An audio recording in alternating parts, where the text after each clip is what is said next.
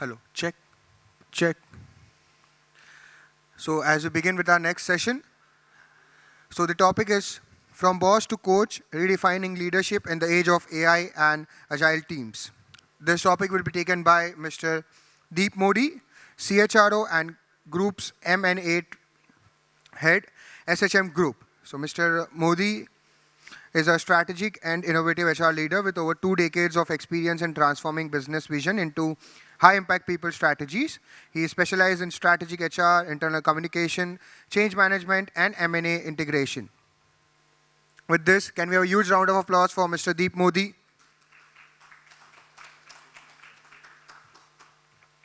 Thank you. Can you hear me well, everyone? Yes. So yeah, I think I have one of the most difficult slots. People are still enjoying their lunch and their break, so the audience is pretty scared. But yeah, so I think I'll try and continue sharing all the gyan that I can in next 15-20 minutes that I have. So first thing first, the topic that I am here to speak about has a lot of basic understanding. When we speak about boss to coach, that's something that we all as mostly HR professionals have been doing since ages, and we understand that's one of the most better and the right way of leading people, which is pretty obvious. However, in the changing dynamics, we are talking about AI as a new parameter getting in this equation of leadership and how do we drive. So that's an area where I would try to shine a bit of light and share a bit of understanding.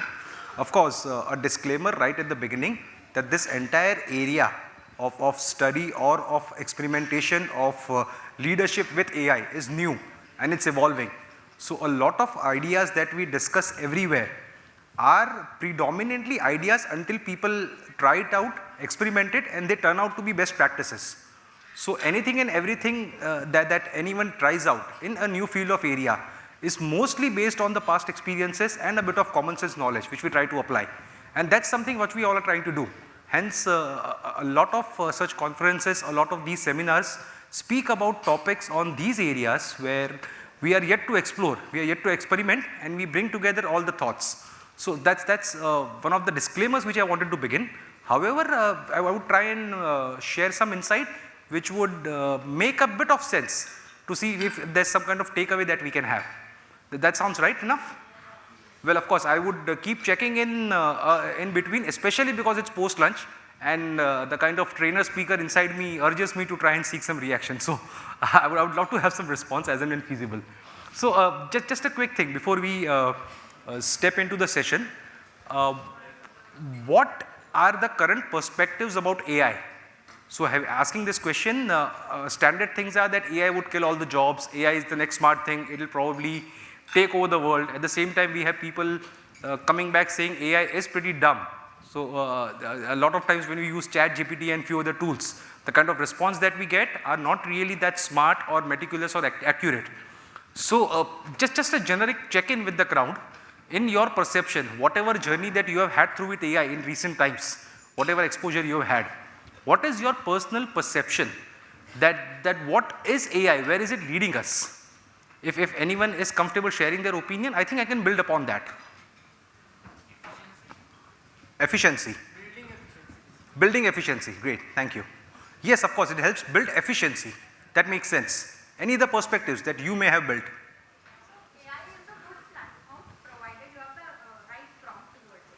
Right prompt towards it, right instruction. I really love that part of it. Hence we have prompt engineering and few other specific areas which go into that. Yes sir, you were trying to share something? I'm sorry, there's somebody who listens first.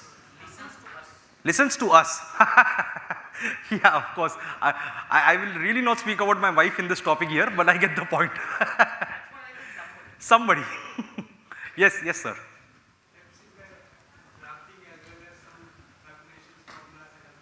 Drafting with calculations, formulas, of course. Yes, ma'am. I think most importantly, it is forcing a lot of us to Revisit learning, of course.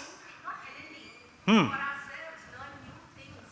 Absolutely. When you've been in the industry for 15, 20 years, a kind of comfort sets in. Of course. AI is forcing us to get out of the comfort zone. Absolutely. I completely agree to it. Yes, sir. It amplifies your thinking. Of course, yes, I agree, sir. I think it's a catalyst to what you want to achieve, right? It's a way to, it's a mode or medium right now. So if you know what you want to achieve, you can achieve it much faster. Much faster. It helps you do things faster, quicker. Yes, sir. So it takes you to an unknown territory which we are already not thinking of going. Agreed. So in the box you don't know that you don't know. It helps you probably get there, that you didn't even know that you didn't know. And it will probably take you there. I agree. Yes, sir. Lot of alternatives and options which you might not have even thought about. I completely agree. So, yes, sir. It's kind of a go-to person which you will not even hesitate to ask questions. Absolutely. For that particular system, no question is a stupid question and you will not even hesitate to ask. Non-judgmental. Somebody who listens. Somebody who listens who's non-judgmental. And will not judge. Absolutely. So, And then get the answer as well. of course. So I want to rephrase this question a little. What are the limitations of AI that you have experienced? Yes, ma'am. It's not always that what the output that you're getting from AI will be right. So it has to be validated and checked as well. It has to be validated and checked. Absolutely. Any other limitations? Agree. Your instructions have to be accurate. Yes. No human touch. I agree. I'm not sure what we mean by that, but then yeah, I agree. No, of course. I'm just trying to put some spin to it. Yes, sir. Agree. So the result depends on your ability to prompt. So rephrasing it in little simpler terms, I think it depends on the instructions that you give. How good you, yes, sir.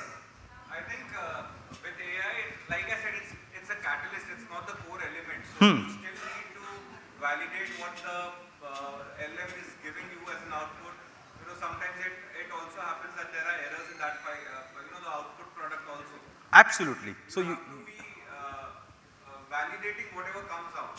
It is not Agreed. a foolproof outcome. absolutely. I completely agree. Yes, sir. Somebody has designed it with limitations and do's and don'ts. So ultimately you don't get it what you desire sometimes. Yeah, I think I tried asking ChatGPT for a fake medical bill for reimbursement, and it said it cannot do it. So I agree. So yeah, that's one of the rules set up limitation, but there are a couple of intrinsic limitations as well. So let me try and share a framework to approach this topic of AI. So one of the ways that I see it, or which I've seen a lot of people use it, is what if I think of AI as an intern?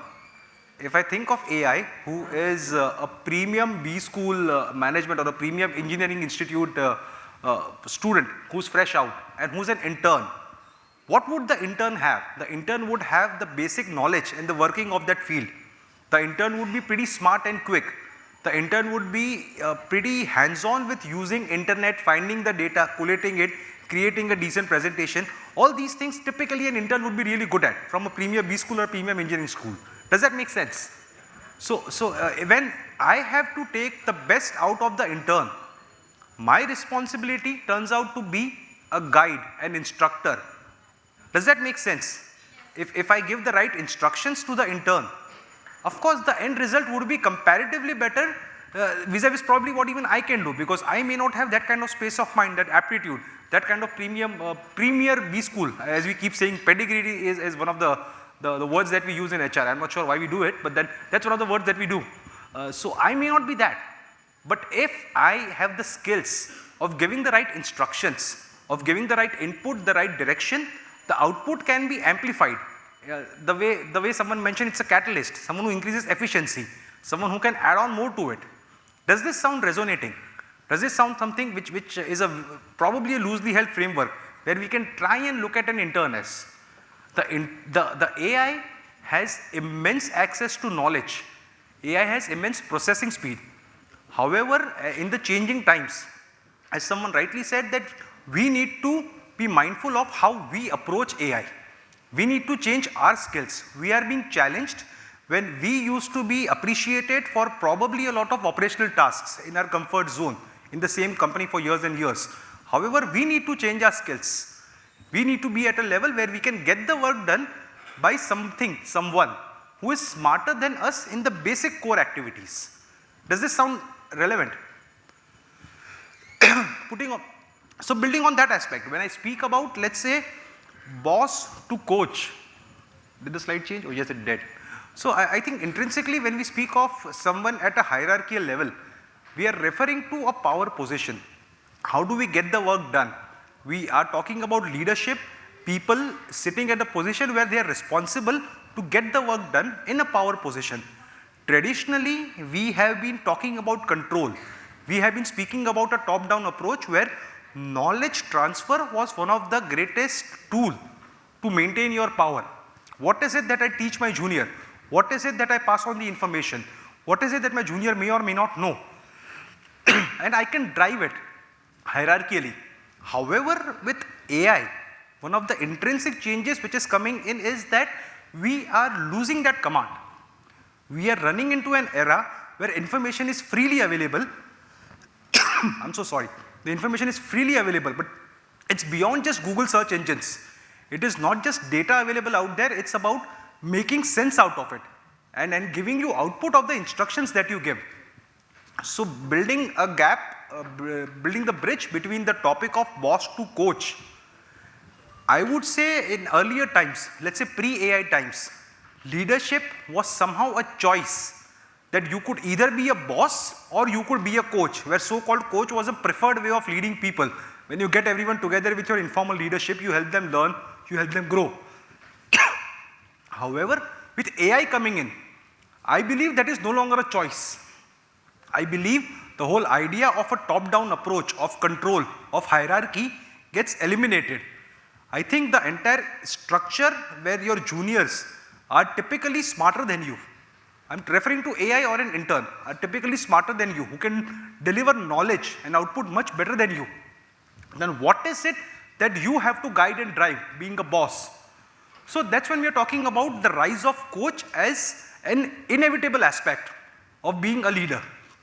We are not talking about giving instructions simply for the sake of it and holding the knowledge. We are talking about expanding awareness. So over here, I'll take a pause and I'll share an example.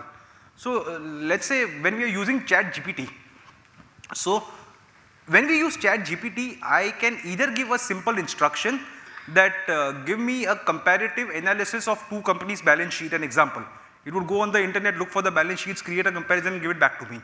At the same time, if I rephrase my prompt, my instructions, thinking of that AI as an intern. So first thing first, I need to set some context that you are a smart person, but you need to wear the hat of a financial consultant. You need to act and behave as a financial consultant. That's a broader area that I'm talking about, the role that the smart person or the smart AI is supposed to play. Once I've set that kind of arena, then I speak about the broader perspective.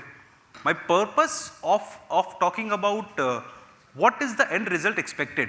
I'm looking forward to compare two companies, I'm looking forward to make a decision, what is my end result purpose? And then comes a specific instruction. So the moment I do that, I am hand-holding the intern at an initial stage that this is what my job role requires and this is where I need your guidance and so is the pathway that I would ideally follow, taking it step by step. So what happens over time is your intern, your ID, your login gets used to that style of working. It gets smarter in that arena because you have been guiding and training the intern in that arena. You're creating that level of awareness and that's how it all builds. Rather than saying that I am going to give you instructions every time, we are preparing the intern to do a better job. Does this sound resonating? I'm going to take a pause. Any first reactions, thoughts? Thinking of AI as an intern whom you need to guide. Wow. The silence means acceptance. That's how I'll take it for now. Only difference Yes. I think the intern will not have any experience of the consequences. Absolutely. So when we say experience, we are talking about past history of going through the same process and learning from it. Is that what we are talking about? That someone who has been through the cycle a zillion times and knows the difference beyond the academic knowledge and the practical knowledge. That's experience, I agree. And that's what we would build. Probably a 10-year experience person. The same thing can be taught to an AI in a few days or a few months, depending on the number of projects that they run. Does that sound resonating? So again, when we, all of us over here as CHROs, as people who lead the HR team, who guide the direction of an entire organization of how people and leaders should behave. Now we need to understand that my junior most employee requires leadership skills now. Because earlier my junior most employee was supposed to do clerical tasks. However, my junior most employee is supposed to get the work done through an AI intern.